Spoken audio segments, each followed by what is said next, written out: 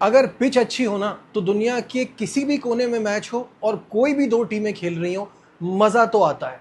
This is Najib al Hasnain honestly speaking. Chittagong की बात कर रहा हूँ जहाँ पिछले मैच से बिल्कुल मुख्तलिफ पिच थी और बांग्लादेश और ऑस्ट्रेलिया का ये दूसरा T20 देखकर मज़ा आ गया। मैं बार बार कह रहा हूँ ये जो बांग्लादेशी टीम है ना, ये कुछ डिफरेंट जोन में है। ऑल्दो मैच हार गई, रिकॉर्ड बुक्स में यही लिखा जाएगा और आज उनका कोलैप्स भी बहुत ख़राब हुआ, लेकिन बुज़दिली नहीं दिखाई। पिछले मैच में जो गलती हुई थी उसको आज ठीक किया, अच्छी पिच बनाई। वहां ऑस्ट्रेलिया ने पहले बैटिंग करते हुए बना दिए 197 और इस पूरे मैच का हीरो और पूरा क्रेडिट इस बड़े स्कोर का मैट रेनशॉ को जाता है। मैट रेनशॉ ने जिस तरह से खेला है, वो पहली बार ऑस्ट्रेलिया को बांग्लादेश के खिलाफ सीरीज जिताने में कामयाब हो गए। जी हाँ, आपको ये जान के भी हैरत होगी कि अभी 2 सीरीज ही हुई हैं आज तक ऑस्ट्रेलिया और बांग्लादेश के दरमियान। पहली सीरीज हुई थी 2021 के वर्ल्ड कप से पहले, जहां बांग्लादेश ने 4-1 से कामयाबी हासिल की थी और इस सीरीज में 2-0 की नाकाबिले शिकस्त बर्तरी हासिल कर ली, यानी सीरीज तो अब ऑस्ट्रेलिया हार नहीं सकता। तो ये पहली बार है कि ऑस्ट्रेलिया ने बांग्लादेश को सीरीज हराई है और क्रेडिट टू मैट रेनशॉ। और रेनशॉ और टिम डेविड के दरमियान जो 97 रन की पार्टनरशिप हुई है, ये सब कुछ उसकी बदौलत पॉसिबल हो पाया है। अदरवाइज ऑस्ट्रेलिया बड़ी मुश्किल सिचुएशन में आ गया था, बिकॉज एक पॉइंट पे ऑस्ट्रेलिया के पावर प्ले पर 3 खिलाड़ी आउट थे 44 रन्स पर। तो लग नहीं रहा था कि यहाँ से कोई कमबैक हो पाएगा, लेकिन इन दोनों ने जो पार्टनरशिप की, जिस तरह से खेले, टिम डेविड के आउट होने के बाद मैट रेनशॉ लगे रहे। उनको पता था अब पीछे कोई ऐसा प्लेयर मौजूद नहीं है, तो वो जिस तरह से खेले उनकी वजह से 196 फॉर 5 हुआ। लेकिन at any point in the game ये नहीं लग रहा था कि बांग्लादेश बाहर हो गई है। शुरू में उन्होंने कंट्रोल रखा, इस पार्टनरशिप ने कंट्रोल उनसे छीन लिया। दोबारा जब स्टार्ट हुआ, ऐसा बेहतरीन खेल रहे थे, पावर प्ले में 72 रन्स बन चुके थे। तो आप इससे अंदाज़ा लगाइए, दोनों ओपनर्स ने मिलकर 48 रन्स जोड़ लिए थे। और एक पॉइंट था जब 130 पर 2 खिलाड़ी आउट थे 13वें ओवर के बाद, लेकिन उसके बाद एक कोलैप्स हुआ। बैड शॉट खेले, गलत डिसीजन, जिसकी वजह से ये मैच वो आसानी से जीत सकते थे। मुझे तो ऐसा लग रहा था एक पॉइंट पे कि ये कोई 10 बॉल में पहले या 2 ओवर पहले मैच ख़त्म हो जाएगा, लेकिन ये ना हो पाया। पुअर शॉट्स खेले, थोड़ा सा मुझे कहना चाहिए कि एक्सपीरियंस की कमी भी दिखाई दी और साथ साथ थोड़ा सा वनडे सीरीज़ का ओवर कॉन्फिडेंस भी था। तो ये सारी चीज़ों को अगर साइड पे लगा दें, मुझे आज की इस बांग्लादेश टीम से बहुत उम्मीद है। ऑल्दो सीरीज़ वो हार गए हैं, लेकिन जिस तरह से वो खेल रहे हैं, अपने घर में वो हमेशा अच्छा करते थे, लेकिन वो अप्रोच जो थी ना कि स्पिन विकेट बनाएंगे, बाहर वाले को लाएंगे और फंसाएंगे, वो अप्रोच अब चेंज हो गई है। फास्ट बॉलिंग उनके पास अच्छी आ गई है, टीम में फाइटिंग स्पिरिट आ गया है, which is a very good sign. अब ना सिर्फ घर पे बल्कि बाहर जाके भी बांग्लादेश टीम जो है वो जीतने के काबिल हो गई है और ये सब देख के मुझे बहुत खुशी हो रही है। ऑल्दो सीरीज़ ऑस्ट्रेलिया ने अपने नाम कर लिए।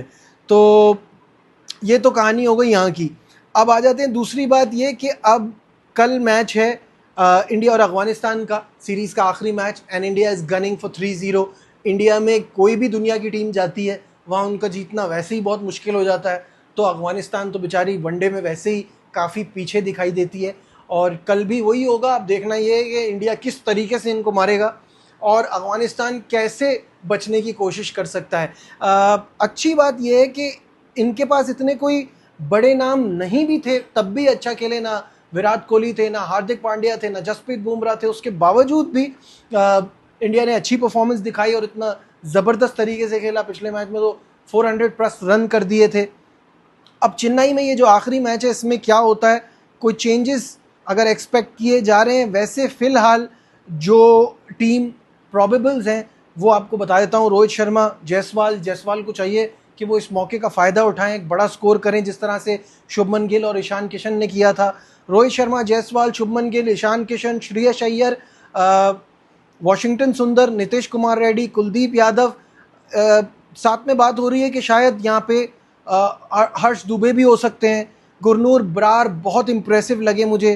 प्रसिद्ध कृष्णा होंगे, प्रिंस यादव होंगे। बात चल रही है हर्षित राणा की भी, तो क्या वो टीम में जगह बनाने में कामयाब हो सकते हैं? ये सब आप कमेंट्स में बताइएगा, आपको क्या लगता है कल के मैच में क्या प्लेइंग 11 होगी इंडिया की। ये तो बात हो गई टीम इंडिया की, और जहां वो कल अपना तीसरा मैच खेलेंगे अगेंस्ट अफगानिस्तान।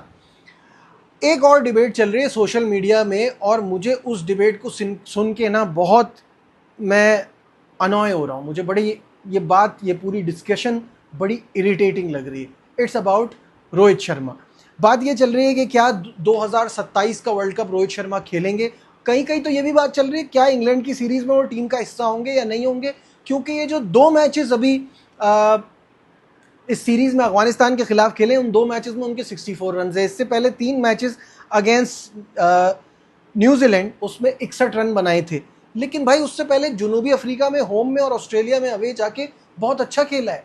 और सबसे बड़ा सवाल अब ऑल इन तमाम चीज़ों से ऊपर रख के मेरा सवाल ये है कि कब इस बंदे ने आपको डाउट करने का मौका दिया है। मैं मानता हूँ कि इंडिया के पास बड़ा टैलेंट है, मैं मानता हूँ कि एक फैक्ट्री आ रही है पीछे प्लेयर्स की, तो ज़रा किसी की डामाडोल होती है परफॉर्मेंस, आप कहते हैं यार इसको बाहर निकालो, उसकी जगह किसी दूसरे को डालो। लेकिन who are we talking about? Rohit Sharma. थोड़े दिन पहले तक हम ये बात कर रहे थे यार कैसे आप कप्तानी ले सकते हैं 2027 के वर्ल्ड कप से पहले। अब ये टॉपिक चल पड़ा है कि क्या वो टीम में होंगे नहीं होंगे। बहुत सारे इंडिया में क्रिकेट के लोग ये मान रहे हैं कि इंग्लैंड की सीरीज से इस बात का फैसला होगा। भाई रोहित शर्मा की एबिलिटी, उनकी कैपेबिलिटी पर doubt is out of question. मुझे ऐसा नहीं लगता कि ये बात होनी भी चाहिए, इस पर कोई सेंस बनती है। आई थिंक 2027 के वर्ल्ड कप तक उसको टीम में रहना चाहिए और उसको फ्री हैंड देना चाहिए, क्योंकि रोहित शर्मा की प्रेजेंस से यंगस्टर्स सीखेंगे, उनको एक लीडरशिप भी सीखेंगे, गेम भी सीखेंगे, विनिंग मेंटालिटी आएगी, किस तरह से फेस करना है चीज़ों को वो पता चलेगा। तो ये debate just for the sake of it तो ठीक है, लेकिन अगर इसमें कोई इसको सीरियस ले रहा है तो भाई यार बहुत ही अजीब सी बात है।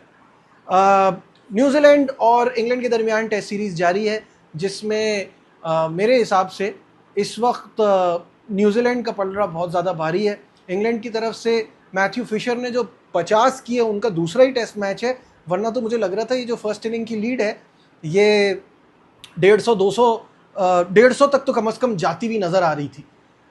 इसको 100 पर रोकना बड़ा कमाल किया मैथ्यू फिशर ने। दूसरे इनके कीपर मुझे समझ नहीं आ रहे, बहुत ही बेसिक फ्लॉज नज़र आ रहे हैं उनकी कीपिंग में। तो इंग्लैंड की टीम में जो बेन स्टोक्स की कमी, जो रूट की कप्तानी में वो बात नज़र नहीं आ रही, तो क्लियरली बेन स्टोक्स की कमी तो महसूस हो रही है। और साथ साथ इस वक्त अगर right now we look at it तो न्यूजीलैंड एक बहुत ही कंफर्टेबल पोजीशन में है ये मैच जीतने के लिए। आप क्या सोचते हैं कमेंट्स में ज़रूर बताइएगा। लाइक शेयर सब्सक्राइब देखते रहिए Najibul Hasnain honestly speaking. Bye.